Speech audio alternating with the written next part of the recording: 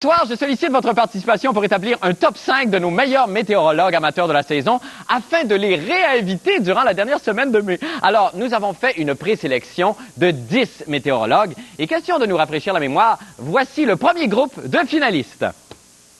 Et vous êtes jolis comme tout ce soir. J'ai mis mon chapeau parce que je pense que demain, comme il va faire pas mal froid, je suggère aux gens de mettre un chapeau, une tuque, un béret. Mais il y a des possibilités de précipitation aussi.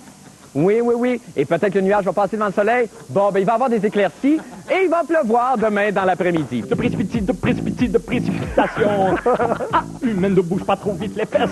Car précipitation ne veut pas dire vitesse. Non, DJ! DJ! Jean-René, veux-tu que je sois ta Vénus? Comment allez-vous, vous? Je vais très bien. Un petit peu déçu. Qu'est-ce Je que- m'attendais de rencontrer Jean-René et je Écoutez- me retrouve avec Paul Wood. Ben non, ben là... Des fois, je me rappelle de personne là-dedans. Vous êtes sûr qu'ils sont tous venus? Ah, c'est incroyable. C'est qui la blonde prospère avec le gros chapeau? Au début, j'ai jamais entendu parler d'elle. Néanmoins, voici les 5 autres nobody qui sont finalistes. Alors, c'est encore froid demain pour un mois de novembre, je trouve. Oui. Mais je pense que je prédis que d'ici la semaine prochaine, il devrait faire 22 degrés Celsius. Alors, tu te fies sur moi, tu vas avoir un été des Indiens au mois de décembre, j'en suis certain. OK, on se fie tous sur vous. Pour cette nuit, il va faire 10 degrés avec passage nuageux. Demain, ça va être... Demain, il va faire beau. Bon. Avec 24. J'ai un blanc, excuse-moi. 聽日零下4度有雪。Merci beaucoup. Ben, c'est adorable, ça. Alors, vous l'avez dit et en votre langue et dans notre langue. C'est très gentil. OK, merci beaucoup. Vous aviez fait la même chose hier. Je pensais que vous étiez choqué après moi. Ouais, merci beaucoup. OK, c'est ça. Je tiens à ma façon à rendre honneur à Villeneuve en m'habillant comme lui. Fait que j'ai son casque, j'ai son volant, mais il a pas voulu me prêter son char parce qu'il n'y avait pas des tailleurs d'hiver. Fait que je vais vous lire la météo. S'il te plaît. Demain, ensoleillé, avec quelques passages nuageux,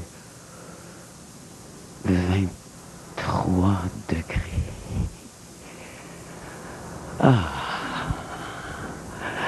Oh, ça sonne, ça. Hein? Oh, ça m'a fait du bien quand même. Non, mais... Hey, dire que j'ai couché avec tout ce monde-là. Alors, dès demain, vous allez pouvoir voter sur notre site Internet au www.lafindumonde.com. Les 5 météorologues qui recevront le plus de votes viendront faire la météo à côté du 25 mai et les 5 autres seront poursuivis dans les rues et mis en pièces par une meute de chiens enragés. On s'excuse. Maintenant, pour les nouvelles de la fin du monde. Depuis 4 jours, le routier Gilles Lacombe, employé de la compagnie de transport Transwest, met tout le Québec en émoi. L'homme de Sainte-Émilie de l'Énergie, qui fut à une certaine époque porteur d'acrobates au Cirque du Soleil, a en effet kidnappé la cargaison de brocolis qu'il transportait pour faire pression sur ses employeurs afin de récupérer une somme de 160 $ qui lui serait due. Entre autres revendications, M. Lacombe, qui est actuellement en cavale aux États-Unis, souhaite une amélioration sensible des conditions de travail chez Transwest. Pour certains, il s'agit d'un événement cocasse, mais pas pour nous. Oh non, madame, cet enlèvement touche des centaines d'individus et justement, nous allons rejoindre les parents d'un des brocolis disparus, Monsieur et Madame Gervais. Bonsoir, Monsieur et Madame Gervais. Bonsoir. Bon, alors, avez-vous un message pour le ravisseur de brocolis? Rendez-nous notre petit Miguel. Oui, je comprends. Avez-vous autre chose à nous dire? Ah, pas d'autre chose à dire, c'est un brocoli, bâtard. Oui, c'est ça. En tout cas, tout le Québec est avec vous, hein? Oh, merci, monsieur Labrèche. Bravo pour votre bon programme. Merci, merci. Ah, ouais, d'accord. Merci infiniment. Alors, pour plus de détails sur ce triste enlèvement, Jean-René Dufort, la crudité à la tige verte, nous a préparé ce compte-rendu. On écoute. Cela fait maintenant 4 jours que le camionneur fou Gilles Lacombe tient les Montréalais en otage. Caché au fond des États-Unis, cet hystérique séquestre sans scrupule 1400 caisses de brocolis et menace de les laisser pourrir à mort si son boss ne lui remet pas une rançon de 160 $. Au bord d'une pénurie nationale de brocolis, les diététistes craignent une famine.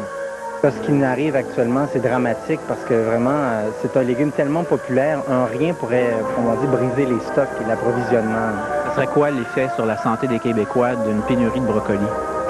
Je dirais bêta-carotène. Ça se pourrait que notre vision, par exemple, dans l'obscurité, soit encore plus déficiente. On a 1400 caisses de brocolis dans le camion. Ça représente quel pourcentage en apport de brocolis pour Montréal? Pour Montréal, dont la région là, métropolitaine, on parle d'environ une dizaine de camions par semaine. Donc, c'est 10 % de la production là, qu'on manque là, ces jours-ci. Donc, le Québec est menacé de cécité. En partie, oui. Le brocoli du Québec, est-ce qu'il est prêt à prendre la relève? Malheureusement pas. Là, normalement, là, c'est environ un petit peu avant Saint-Jean-Baptiste. Si on a des plans, là, on a encore facilement un mois avant d'avoir un beau brocoli frais là, qui vient du Québec. Un mois d'attente. En espérant un règlement pacifique de cette prise d'otage végétale, il ne reste qu'à travailler pour une plus grande autonomie du Québec. Ici Jean-René Dufort, dans le champ. C'est dramatique. On va tout de suite rejoindre Jean-René Dufort qui nous attend à l'extérieur. Bonsoir, Jean-René. Oui, à 50 pieds de toi, à peu près. Oui, je sais, ça n'a rien. C'est ce qu'on a de plus long de fil. Jean-René, la cargaison s'évalue à combien, la cargaison avec laquelle le monsieur est parti, là? Écoute, c'est de 15 à 30 000 Et il va falloir se dépêcher parce que monsieur n'aura plus de cargaison dans à peu près 7 jours, mettons, donc 3-4 jours plus ces 4 jours de cavale. Donc, dans ce temps-là, il n'y aura plus d'otages. Non, les otages vont pourrir. Oui, les otages vont pourrir. Et là, mais qu'est-ce qui va arriver? C'est quoi les revendications, en gros, de ça? Il y en a plein, il y en a une dizaine, et c'est assez nébuleux. C'est pour ça qu'on pense que monsieur va perdre sa cargaison avant de revenir à Montréal. Parce que le 160 $, on a offert de lui faire un chèque de 160 $, mais monsieur exige de garder son emploi. Et bon, le patron n'a pas l'air très d'accord. Non, j'imagine, parce que lui, au retour, il va être accusé de vol. Ben, il va peut-être se sauver avec des patates ou des carottes. Il y a toujours la possibilité, c'est ça qui récidive. Oui. Là, il sera donc... Il y a combien de camions de brocolis qui rentrent au Québec en moyenne? Ça, il y a à peu près 10 camions par semaine qui arrivent à Montréal pour nous approvisionner. C'est pour ça que s'il manque un camion, ça fait 10 % de la population de brocolis qui n'arrive pas dans nos assiettes. C'est énorme! Et moi, ça me déprime un peu parce que j'avais une fondue au fromage de prévu demain. Avec qui? Ma mère? Ben certain! On sait bien, il y a déjà comme sa mère. Il est bien mal parti. Au revoir, Jean-René. Merci infiniment. Oui. À demain. Alors, on s'en va faire une petite pause et on revient avec la fin du monde en bref. Restez avec nous. What should I do tonight? Well,